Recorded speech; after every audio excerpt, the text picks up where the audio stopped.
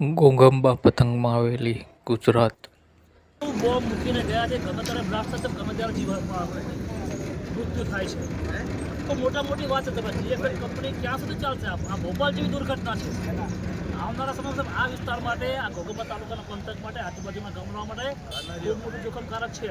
અને મુદ્દાની વાત છે, આજે અહીંયા ધારાસભ્ય ભાજપના, સંસદ સભ્ય ભાજપના, તાલુકા પંચાયત ભાજપની, તો એક સમય હતો ભાજપ દ્વારા આ જીએફએલ કંપની બંધ કરવા માટે આંદોલન કરતા હતા.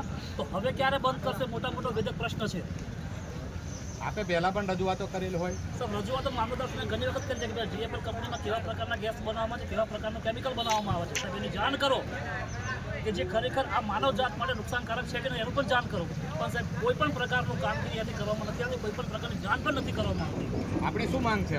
સર, માંગ એવી છે કે ખરેખર સાહેબ લોકોએ જન આંદોલન કર્યું છે, આ કંપની બંધ કરાવવી જોઈએ. આવનારા સમયમાં આ ઘોઘંબા પંથક અને આજુબાજુના વિસ્તારમાં આ માનવ સર્જિત બોમ્બ જેવી સ્થિતિમાં છે. ખરેખર લોકોએ જાગવું જોઈએ.